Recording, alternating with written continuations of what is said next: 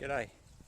We're about to harvest our aquaponics and get it ready for next season, being spring here in South Australia.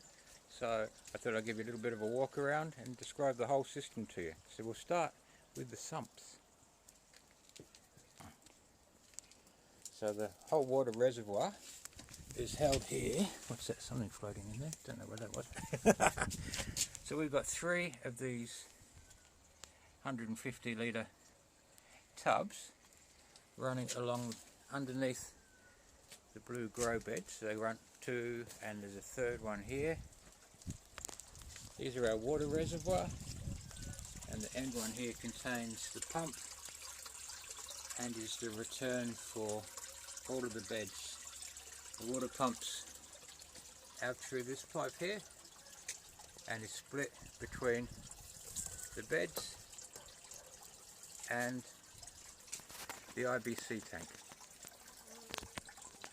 And then in the IBC tank is a small aquarium pump which you can't see, but that pumps out and up to this pipe bed along the back there, which is not really being used at the moment. Doesn't get a lot of light this time of year, but we'll try and work that out next year. And that runs all the way along the front of the IBC, which contains the fish, and that runs back into the IBC. Oh, that's not a very good shot there.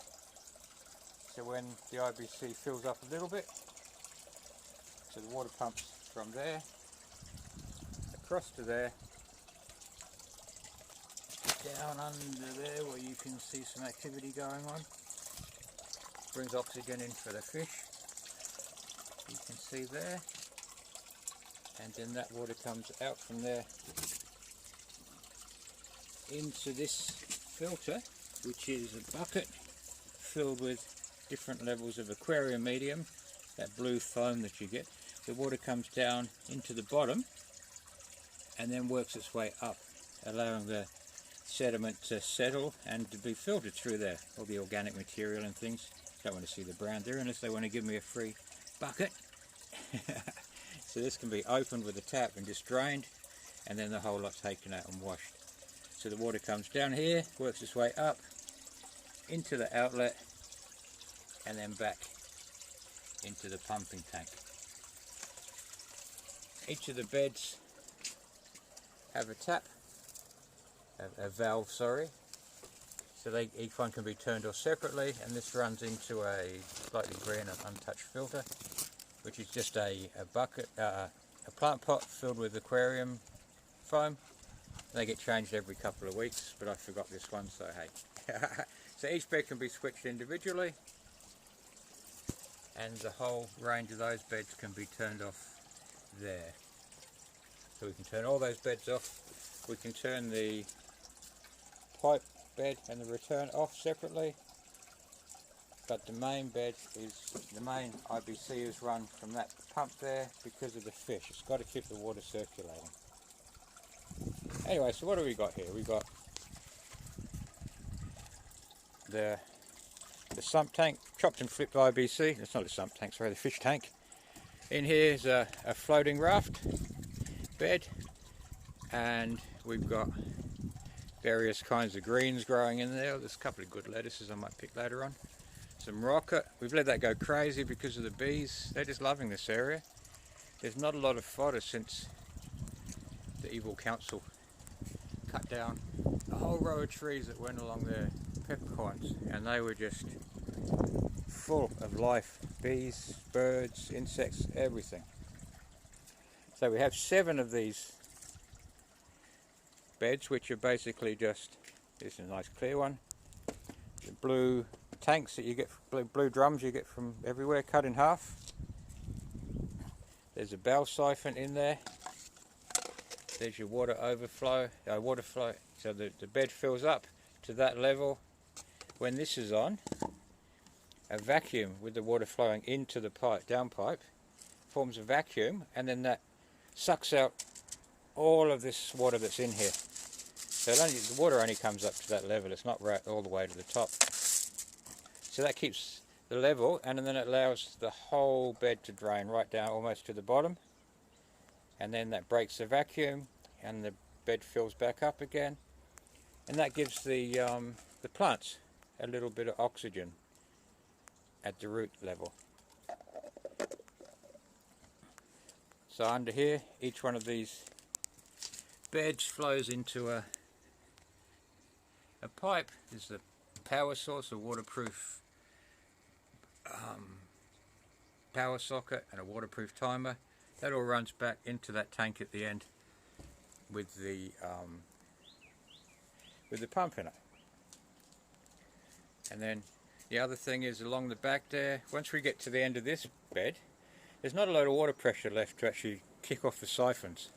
So this end, one which is still covered by bird netting, but the bird netting is mainly to keep the butterflies off, the moths and things that lay eggs and get caterpillars and eat my plants. So when this is running, the pump's turned off at the moment because it's on a timer. Just 15 minutes every hour, that's enough this time of year. So this is a constant flow, kept at a constant level, and then that runs out into this very end sump tank, so we get oxygenation all the way through the system. So the media in the beds is this mix of expanded clay balls and scoria, both of which are a bugger to clean and they leave a lot of sediment, but you've got to wash it a few times to get it in here. So the expanded clay balls are light, but they're too light, so when a bed fills with water, the whole media bed lifts up and floats. So that's why the scoria is mixed in, because that sinks and the whole lot balances and it keeps everything at a nice flat level, a nice level without it actually rising and falling. So the roots have a good purchase. And also a lot of aquaponics is about bacteria. We're really breeding bacteria, and the veggies are a bonus. So the bacteria gets into these microscopic little holes and tunnels and chips and cracks in the media, and then that just sucks. That takes out all the bad chemicals and nitrates and nitrites and all that sort of stuff that you'll read about in the books. Anyway, keeps everything happy for the plants. So we've got a whole range of green lettuces in there, some pak choi, some Chinese cabbage, mutihili. Once again, that's been left to go to flower for the bees. Down here there's shallots. You wouldn't believe it, but shallots do really well in aquaponics. The trick is to put the bulbs just a little bit above the water line, so the roots grow into the water, but the bulb stays dry. In here we've got some sambang nayang, which is a spinach. It suffered from the frost this year. We had terrible frosts. Some spring onions in there, or shallots, I think, chives, one of the two, three. Broccoli, our pride and joy this year. It's just rocketed along and is ready for harvesting right now. Look at those nice, beautiful broccoli heads.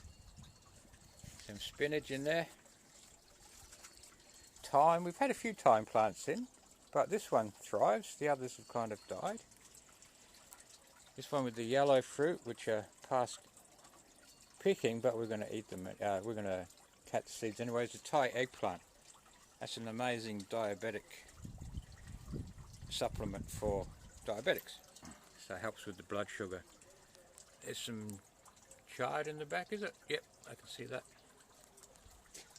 In here, some just various greens. We mainly use this for our greens. In winter, we get pak choi all the way through. So I mentioned this is a floating bed raft, which just floats on top, and have these little net cups. The roots grow down into the water and get the nutrients. And the styrofoam, big thick builder styrofoam sheets, if you can see that, that keeps the plants up. So we've also got a waterproof switch box there, and that handles all the transformers for the different pumps and things. Keeps the plugs nice and clean and dry. Bird netting is essential.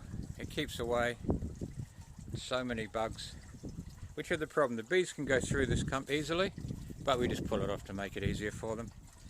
and the moths, the cabbage moths, can't get through there to lay their eggs, although they try.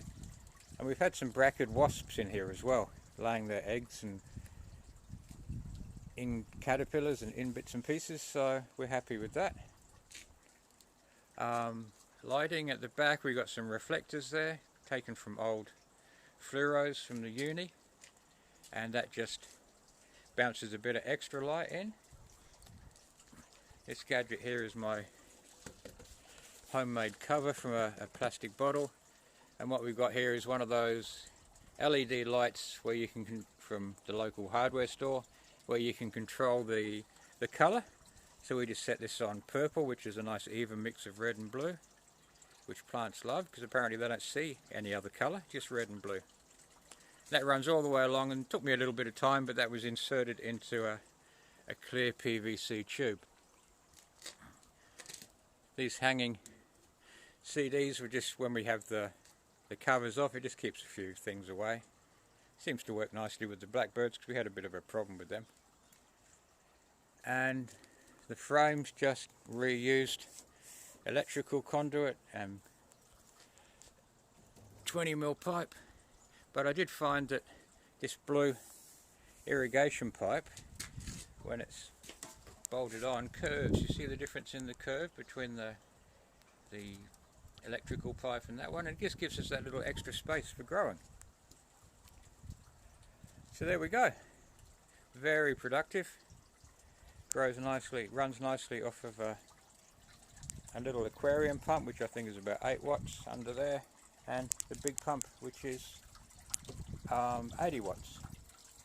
Took me a little while to get the pump size right because of the flow, but that's a 6,000 litre per minute, per hour pump per minute. Anyway, there it is, our pride and joy. And if I can, I'll leave you with a picture of a bee doing its thing. Oh, my hat's come off in the wind. There you go. So we're getting ready to chop all that lot down and put it all into our tummies and get ready for next year, our next season. So hope you enjoyed that, learned something. Contact us, subscribe, do all that kind of thing. Thanks. See ya.